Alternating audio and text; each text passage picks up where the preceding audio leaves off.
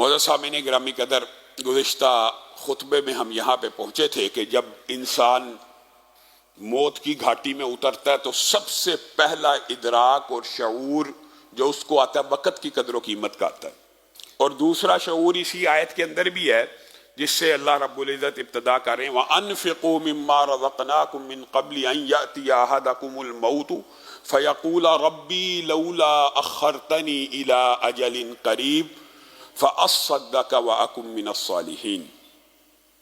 اے اللہ، ایک سیکنڈ کی، چند سیکنڈ کی، 10 سیکنڈ کی، 20 سیکنڈ کی، 30 سیکنڈ کی مہلت دے دے، صرف اتنی مہلت دے دے۔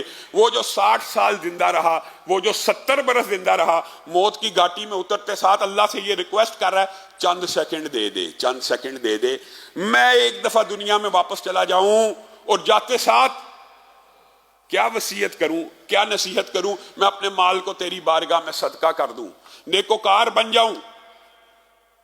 جب 70 برس اس دنیا کے اوپر رہا، تیرے پاس 3 سیکنڈ نہیں تھے، تیرے پاس 10 سیکنڈ نہیں تھے، تیرے پاس کئی منٹ اور کئی گھنٹے نہیں تھے جو تو نے ضائع کر دیے۔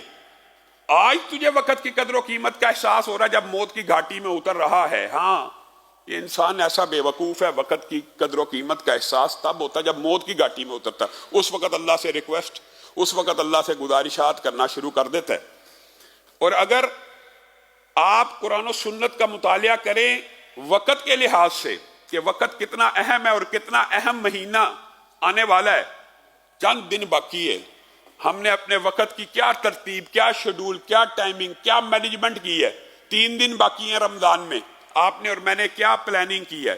فَإِذَا فَرَغْتَ فَانْصَبْ، رسول اللہ صلی اللہ علیہ وسلم کو اللہ کہہ رہے ہیں جب آپ فارغ ہو جائیں، جب آپ فارغ ہو جائیں تو کھڑے ہو جائیں۔ کہاں کھڑے ہو جائیں؟ اللہ کی بارگاہ میں، اللہ کی عبادت میں اپنے آپ کو مشغول کر دیں۔ اور میں آپ کو ایک بات بتلاؤں، آپ نے سب نے یہ حدیث سنی ہوئی ہے، رسول اللہ صلی اللہ علیہ وسلم جب بیت الخلاء جاتے تھے اور وہاں سے باہر نکلتے تھے تو کیا کہتے تھے؟ غفرانک۔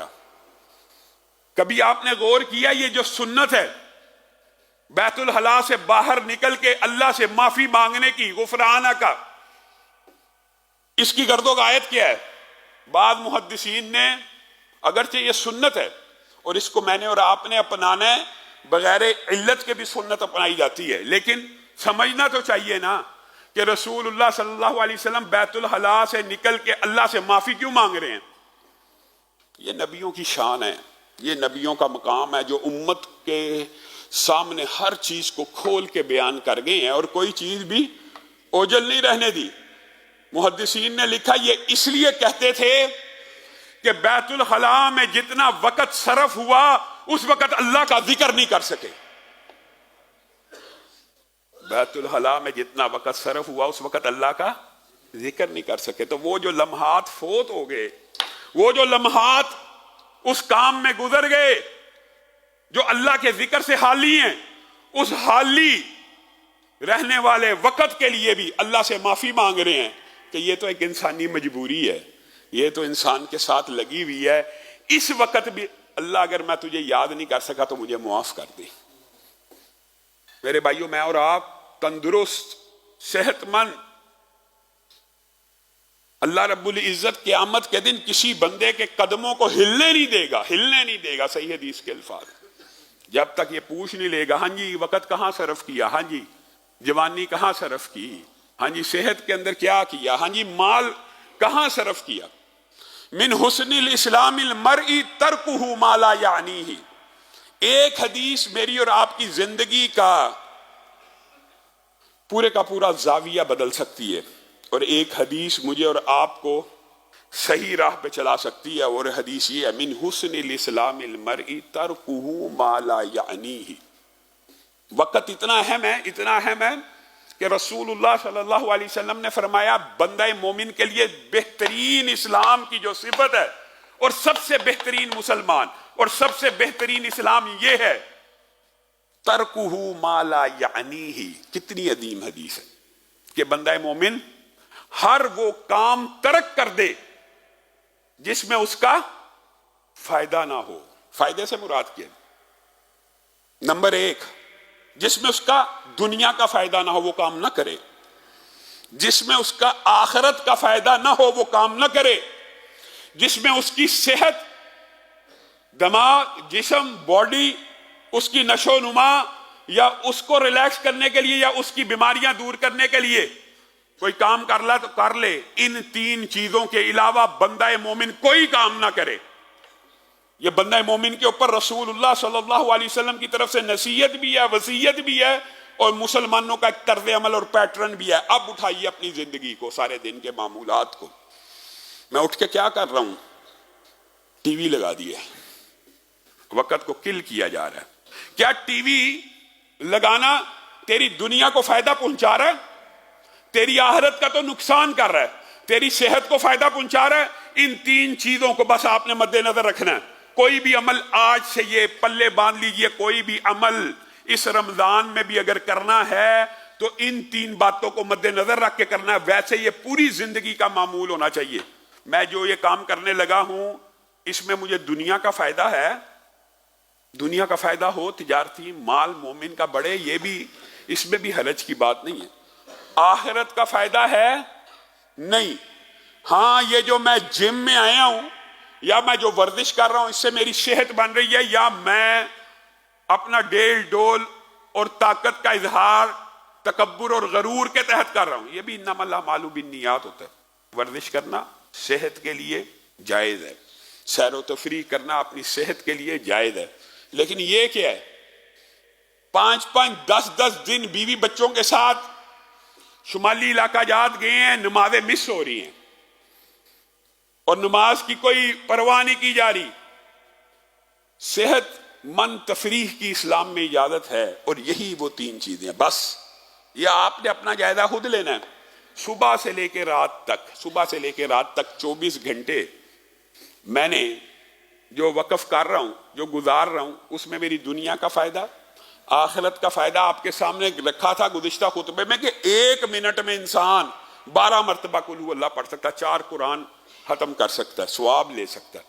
آپ نے اپنی زندگی کو کس طرح، کس اینگل کے تحت گزارنا ہے۔ رمضان کتنا عظمت والا مہینہ ہے، کتنا برکت والا مہینہ ہے، اور اس شہر رمضان کی فضائل اور برکات کو سمیٹنے کے لیے آپ کو آج سے ٹائم مینجمنٹ کی ضرورت ہے۔ 2 دن بعد رمضان شروع ہو رہا ہے، آج اپنے امور دنیا کو نمٹائیے اور پلاننگ کیجئے۔ میں نے رمضان کے اندر یہ شیڈول بنانا ہے، 1 پارہ پڑھنا ہے، 1 پارہ سننا ہے، 1 پارے کا ترجمہ پڑھنا ہے، اس قرآن پاک کا پورا ترجمہ 1 مرتبہ اس رمضان میں ختم کرنا ہے۔ کوئی شیڈول بنائیے، کوئی نیکی کا کام کرنے کا ارادہ کیجئے، کیونکہ نیکی کے کام کرنے کے ارادے سے بھی نیکیاں ملنا شروع ہو جاتی ہیں۔ ارادہ کرنے سے بندہ کر سکے یا نہ کرے وہ ایک الگ بات ہے، صرف نیکیوں کا ارادہ کیجئے۔ اور شہر رمضان الذی انزل فیہ القرآن، حقیقت یہ ہے رمضان بہت برکتوں والا مہینہ ہے، اور رمضان کے اندر 3 بڑی عبادات جمع ہو جاتی ہیں، 3 بڑی عبادات، اور ان 3 میں سے 2 عبادات کا تعلق اراکین اسلام سے ہے۔ روزہ رکن اسلام ہے، اور زکوٰۃ بھی رکن اسلام ہے، اور ذکر ویسے ہی بندہ مومن کے اوپر فرض ہے، اور قرآن، یہ 3 چیزیں رمضان میں جمع ہیں، روزہ، زکوٰۃ اور قرآن۔ لیکن حقیقت بات یہی ہے، یہ قرآن ایک ایسی کتاب ہے کہ جس زبان میں نازل ہوا یہ کلام اللہ، وہ زبان زبانوں کی سردار بن گئی۔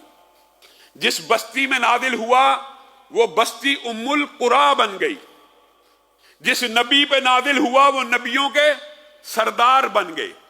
حقیقت یہی ہے، اس کی بھی بڑی برکت ہے۔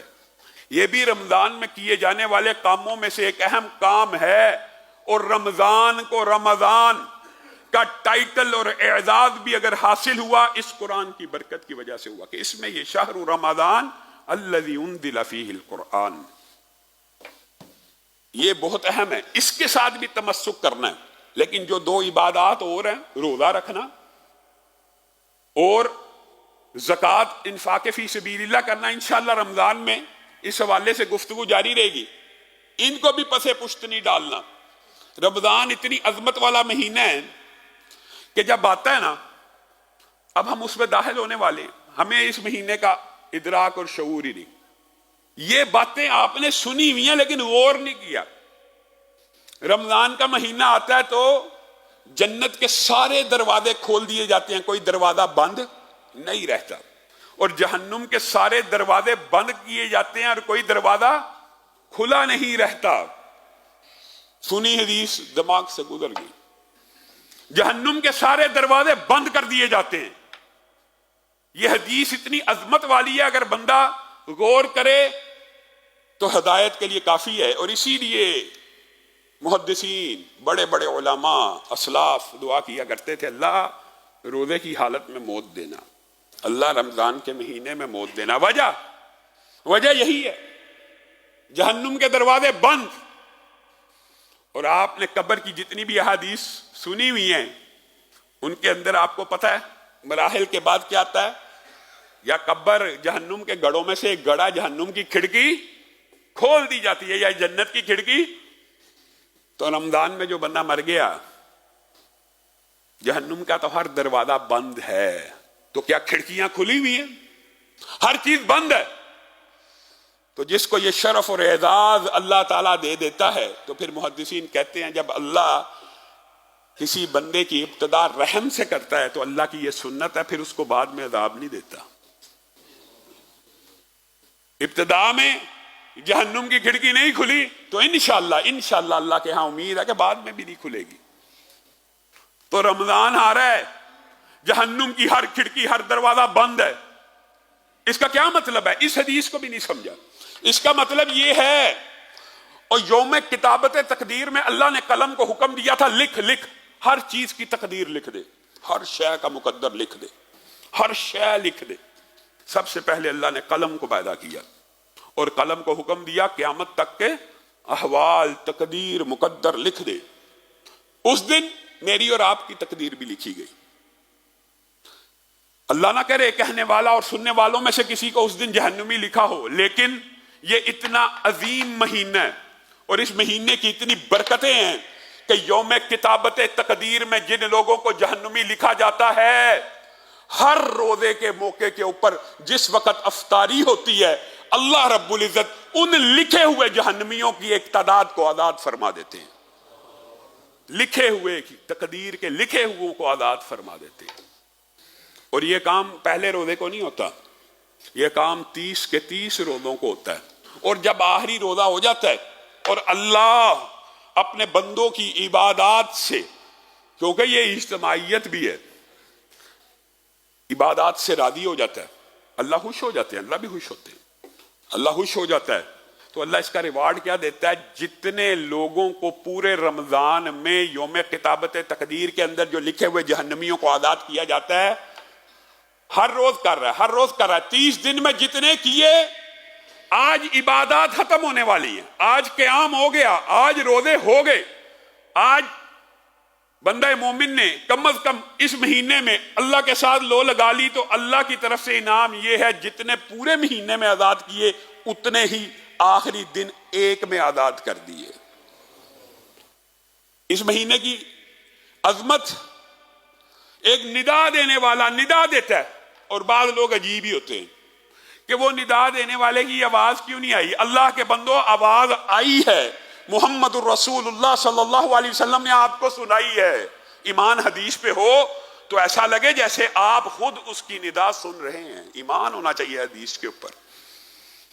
رسول اللہ صلی اللہ علیہ وسلم کہتے ہیں کہ جب رمضان کا مہینہ شروع ہوتا ہے ایک منادی کرنے والا ندا دیتا ہے، اور آج بھی دیتا ہے. اور جب بھی رمضان شروع ہوتا ہے جہاں بھی ہوتا ہے وہ ندا دینے والا ندا دیتا ہے، اے خیر کے طلبگار آگے بڑھ، اے خیر کے طلبگار آگے بڑھ، تیرے لیے تو موسم بہار آ چکا ہے نیکیوں کا. اور اے شر کے طلبگار رک جا، اب تو ٹھہر جا، اب تو رک جا، اب تو بڑا عظمت والا، اب تو بڑا بابرکت مہینہ شروع ہونے والا. یہ ندا دینے والا دے رہا ہے. قیامت کی دیواروں تک جب بھی رمضان شروع ہوگا یہ ندا دی جائے گی اور آپ میں سے اگر کوئی بے وقوف یہ کہے گا مجھے تو نہیں سنائی دی، اس کو علماء نے، خطباء نے، محدثین نے رسول اللہ کی ایک ایک بات کو نقل کر کے تحریر فرما کے آپ تک بھی پہنچا دی ہے۔ آپ کی مرضی ہے اس ندا دینے والے کی ندا پہ عمل کرتے ہیں یا نہیں کرتے، آپ کی مرضی ہے۔ ندا تو آپ تک پہنچ چکی ہے، صدا اور آوازیں تو لگ رہے ہیں۔ میں اور آپ اس رمضان کی صحیح معنوں میں عظمت کو اگر سمجھنا چاہیں، اسی کتابت تقدیر کی احادیث، جہنم کے بند ہونے کو، ندا کو اگر آپ سمرائز کریں تو وہ حدیث آپ کے سامنے آ جاتی ہے کہ رسول اللہ صلی اللہ علیہ وسلم ممبر پہ چڑھ رہے ہیں اور آمین کہہ رہے ہیں، پھر چڑھ رہے ہیں، پھر آمین کہہ رہے ہیں، پھر چڑھ رہے ہیں، پھر آمین۔ آپ سب نے یہ حدیث سنی ہوئی ہے، صرف ریوائز کرنا ہے۔ صحابہ نے کہا اللہ کے رسول آپ آمین آمین کہتے گئے، ہم نے کوئی دعا تو نہ سنی؟ کہا آسمان سے جبریل امین آئے تھے، 3 دعائیں کر کے گئے ہیں، ان میں سے ایک دعا یہ تھی کہ تم میں سے یعنی امت محمدیہ میں سے کوئی شخص رمضان کا مہینہ پائے اور اپنے آپ کو اس رحمتوں اور برکتوں اور اللہ کی رحمت کے عروج کے مہینے میں، اور جب اللہ تعالیٰ خود بھی بندوں کو جہنم سے آزاد کر رہے ہیں اور معاف کرنا چاہتے ہیں، اس مہینے میں بھی کوئی بندہ اپنے آپ کو صرف کاروبار تک محدود رکھ رہا ہے، اپنے آپ کو پھر بیوی بچوں تک محدود رکھ رہا ہے، رمضان آ گیا پھر بھی اپنا شیڈول نہیں بدلا، پھر بھی وہی ٹائمنگ ہے، شٹر اتنے بجے کھلنا، شٹر اتنے بجے ڈاؤن ہونا۔ اللہ کے بندے کوئی اس شٹر اپ اینڈ ڈاؤن میں سے 2-3 گھنٹے اضافی نکال لے اللہ کے لیے اس مہینے میں۔ اور نوجوان جتنے بیٹھے ہیں سب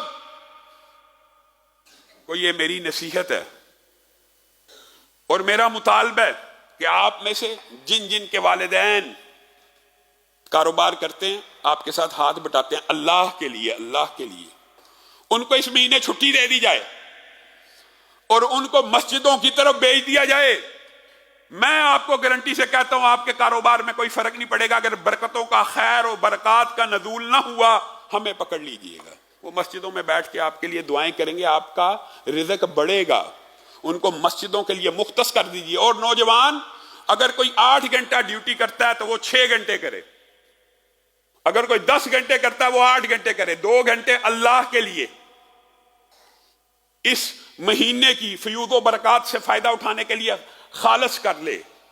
یہ بھی عجیب و غریب طریقہ کار ہمارے برے صغیر کے معاشرے میں نکل آیا کہ جو وقت تراویح پڑھنے کا، عبادات کرنے کا، آپ اندرون شہر چلے جائیں، مدنگ وغیرہ، باٹی وغیرہ کے علاقوں میں، وہاں پہ اس وقت فلڈ لائٹ ٹورنامنٹ شروع ہو جاتے ہیں رمضان میں، ساری رات نوجوان کرکٹ کھیل کے گزار رہے ہیں۔ وہ راتیں جن میں سے ایک رات 1000 مہینوں سے بہتر ہے، 1000 مہینے، یہ رمضان چھوٹا مہینہ کہ ان میں سے ایک رات 1000 مہینے کی عبادت سے بہتر ہے۔ ایک بندہ 1000 مہینے سجدے میں پڑا ہے، ایک بندے نے اس رات میں ایک سجدہ کیا، اللہ اکبر، یہ سجدہ اس 1000 مہینے کی عبادت سے بہتر ہے۔ اور ملنا ہر ایک کو ہے، کس طرح؟ صرف 5 راتیں عبادت کر لیں اور پھر وہم نہ کریں، صرف 5 راتیں عبادت آخری بھی اگر کر لی جائیں تو وہ لیلۃ القدر مقدر میں آ جاتی ہے، لیکن ان راتوں میں کرکٹ میچز چل رہے ہوتے ہیں، ساری رات نوجوان کوئی چڑی چھکا کھیل رہا ہے، کوئی بیڈمنٹن کھیل رہا ہے۔ رمضان کی فیسٹیوٹی کو بھی کھیل کود کی نظر کر دیا گیا۔ من صام رمضان ایمانا واحتسابا غفر له ما تقدم من ذنبی، اس کے اندر جو روزے کی عبادت ہے اس کو آپ نے چھوٹا سمجھا؟ رسول اللہ صلی اللہ علیہ وسلم نے جنت کے دروازوں کے نام بتائے ہیں، اور ایک باب الریان بھی ہے جو صرف روزے داروں کے لیے خاص ہے، اور اس کا نام ریان اس لیے ہے کہ روزے دار کے معدے سے جو خالی معدے بدبو آپ کو لگتی ہے وہ اللہ کو کستوری سے بھی زیادہ پسند ہے، اور اس بدبو کی نسبت سے اس باب کا نام باب الریان یعنی خوشبو کا رکھ دیا گیا۔ اور یہاں سے روزے دار داخل ہوں گے، اور عظمت کتنی ہے، ایک بندے نے ساری زندگی روزے نہیں رکھے، یہ رکن اسلام ہے۔ رمضان کی اہمیت کا ادراک کیجئے، رکن پورے کا پورا اس مہینے میں انسان کے اوپر لاگو ہوتا ہے. اور اس کا اجر ثواب کتنا؟ من صام رمضان ایمانا و احتسابا غفر له ما تقدم من ذنبی. زمین سے لے کے آسمان تک گناہ لے کے آئے، یہ 30 روزے رکھ لے، ایسے ہو جائے گا جیسے آج ماں کے پیٹ سے پیدا ہوا. اور اسی پر بس ہے، آپ نے ایک تو روزہ نہیں چھوڑنا. اور یہ بھی ایک عجیب بات ہے، بعض لوگ بڑی چھوٹی چھوٹی بیماریوں سے گھبرا جاتے ہیں. نزلہ زکام ہو گیا جی روزہ چھوڑ دیا جائے، نہیں، نزلہ زکام میں روزہ مت چھوڑیے. چھوٹی موٹی بیماری ہے روزہ چھوڑ دیا جائے، نہ چھوڑیے. اگرچہ اللہ نے آسانی دیا کہ بعد میں آپ رکھ کے پورا کر سکتے ہیں، لیکن اس مہینے کے اندر رکھنے کا جو اجر و ثواب ہے اس سے محروم مت ہوئیے. شوگر ہے چھوڑ دیجیے، شوگر کے لیے تو فائدہ مند ہے. روزے میں جی انسولین لگ سکتی ہے. بعض لوگوں کے عجیب و غریب نظریات، ہم نے انسولین لگانی ہے تو ہم نے روزہ نہیں رکھنا. اس طرح کی باتوں سے روزہ نہیں چھوڑنا. اور پھر ارادہ یہ کرنا ہے کہ یہ جو 30 دن آ رہے ہیں ان میں ہر روز رات کا قیام، تہجد کی نماز امام کے ساتھ باجماعت ادا کرنی ہے، جس کو ہم نماز تراویح بھی کہتے ہیں. کیوں؟ من قام رمضان ایمانا و احتسابا غفر له ما تقدم من ذنبی. 30 روزے رکھنے والا بھی ایسے ہو گیا جیسے ماں کے پیٹ سے پیدا ہوا. اور ہو سکتا کوئی بیمار ہو اور واقعی نہ رکھ سکتا ہو، اصل ادھر بھی تو ہو سکتا ہے. تو وہ کیا کرے؟ وہ 30 راتوں کا قیام کر لے. وہ بھی ایسے ہو جائے گا جیسے آج ماں کے پیٹ سے پیدا ہوا. اور پھر اسی پر بس نہیں ہے، من قام لیلۃ القدر، جس نے صرف لیلۃ القدر کا قیام کیا. لیلۃ القدر کا قیام ہر اس بندے کے مقدر میں آ جاتا ہے جو آخری 5 راتوں کو جو طاق رہتے ہیں ان میں عبادت کرتا ہے. ویسے تو روٹین ہی ہونی چاہیے، آخری عشرے کی 10 راتوں کو ہی عبادت کا ایک سسٹم بنا لینا چاہیے. میں نے اتنی رکعت نماز پڑھنی ہے، اتنی تلاوت کرنی ہے، اتنا ذکر اذکار کرنا ہے، اتنا انفاق فی سبیل اللہ کرنا ہے. اس کا فائدہ یہ ہوتا ہے کہ لیلۃ القدر میں ایک مرتبہ کا کیا گیا عمل 1000 مہینے سے سبقت لے جاتا ہے. تو 2 مرتبہ کا کیا ہوا 2000 مہینے سے 3 مرتبہ کا کیا ہوا. تو جس نے 1 سپارہ پڑھا ان 10 راتوں میں ایسا لکھا جائے گا 1000 مہینے 1 سپارہ پڑھتا رہا. تو جو 2 پڑھے گا، جو 3 پڑھے گا، جو 10 پڑھے گا، جو 5 پڑھے گا، 1000 مہینے میں یہ ہر روز 5 پارے پڑھتا رہا. یہ نیکیاں اکٹھی کرنے کا موسم بہار ہے کہ نہیں، سیزن ہے کہ نہیں. کس قدر آسانی سے انسان اس مہینے میں نیکیاں اکٹھی کر کے، اللہ کے بندوں اگر کتابت تقدیر میں لکھے ہوئے جہنمیوں کو یہاں پہ آزاد کر دیا جاتا ہے تو گناہ گاروں کو کیوں نہ آزاد کیا جائے گا. توبہ کا مہینہ ہے، مغفرت کا مہینہ ہے، انفاق فی سبیل اللہ کا مہینہ ہے. اور انفاق فی سبیل اللہ کے حوالے سے بھی معاشرے میں بڑی افراط و تفرید ہے، اور اس حوالے سے بہت سے لوگ سوالات بھی کرتے ہیں. 1-2 سوال جو بڑے اہم ہیں ان کا جواب دینا اس لیے ضروری ہے کہ وہ پورا مہینہ آپ کو پتہ رمضان میں چلتے رہتے ہیں. ابھی سے سمجھ لیجئے، ہر وہ جائیداد، ہر وہ پراپرٹی، ہر وہ جائیداد، ہر وہ پراپرٹی، ہر وہ مال جو آپ نے بیچنے کی نیت سے لیا ہوا، بیچنے کی نیت سے، وہ خالص مال تجارت ہے، وہ خالص سیونگ ہے، اس کے اوپر زکوٰۃ ہے. لوگ اس بارے میں بڑے افراط و تفرید کا شکار ہیں. 1 ارب روپے کی پراپرٹیاں ہیں لوگوں کی جو انہوں نے بیچنے کے لیے، کالونی بنانے کے لیے، کاٹنے کے لیے لی ہوئی ہیں. 10 کروڑ روپے کے پلاٹ ہیں جو بیچنے کی نیت سے لیے ہیں. رمضان آتا ہے تو مولویوں سے فتوے لیتے ہیں، علامہ صاحب اگر میں نے وہاں پہ نیت کر لیا اب گھر بنانا ہے. پہلے پورا سال بیچنے کی نیت تھی، یکم رمضان آ گیا اب گھر بنانے کی نیت ہوگی. اگر اس نیت پہ لیا ہو کہ واقعی میں نے ادھر رہائش کرنی ہے تو حقیقت میں بھی اس پہ زکوٰۃ نہیں لگتی. لیکن یہ آپ نے اپنے گریبان میں جھانکنا ہے کہ میں نے یہ تجارت کے لیے لیا تھا، سیل پرچیز کے لیے لیا تھا، سیونگ کے لیے لیا تھا. یہ بھی یاد رکھیے، جس طرح مال تجارت کے اوپر زکوٰۃ ہے اسی طرح سیونگ کے اوپر بھی زکوٰۃ ہے.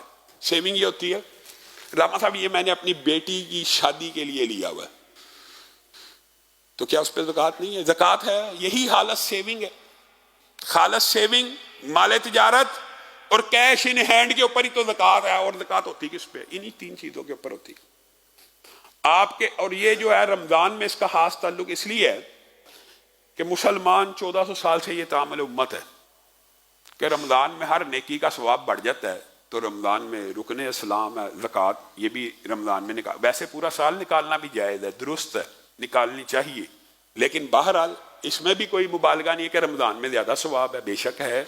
تو اس لیے یکم رمضان سے لے کے 5 رمضان تک اپنا شیڈول بنائیے، بڑا آسان ہے۔ بعض لوگ یہ بھی سوال کرتے ہیں جی رمضان یکم آ گیا ہے، یہ چیز تو 8 مہینے پرانی ہے، یہ چیز 9 مہینے پرانی۔ اللہ کے بندو، اگر آپ نے ایک سسٹم کو سیٹ کرنا ہے تو آپ یکم سے لے کے 5 تک اپنا حساب کیا کیجئے، کوئی چیز ایک دن پہلے بھی اگر لی ہوگی نا اس کی بھی زکوٰۃ نکال دیجئے، تو اگلے سال آپ نے پھر یکم کو حساب کرنا ہے، وہ آٹومیٹیکلی اتنا ٹائم پیریڈ آپ کو مل جانا ہے۔ 8 مہینے پہلے لیا، 7 مہینے پہلے لیا، ایک مرتبہ اگر کھاتا سیدھا کرنا ہے تو یکم رمضان کو جتنا ٹوٹل کیش ان ہینڈ ہے، جتنا مال تجارت ہے، جتنی سیونگ ہے، سب پہ زکوٰۃ نکال دیجئے۔ اس کے بعد اگلے سال جب آپ یہ شیڈول چلائیں گے آپ کا پیچھے والا سارا سسٹم سیدھا ہو جائے گا۔ اللہ رب العزت جو کہا گیا، جو سنا گیا، اس کو سمجھنے کی توفیق عنایت فرمائے۔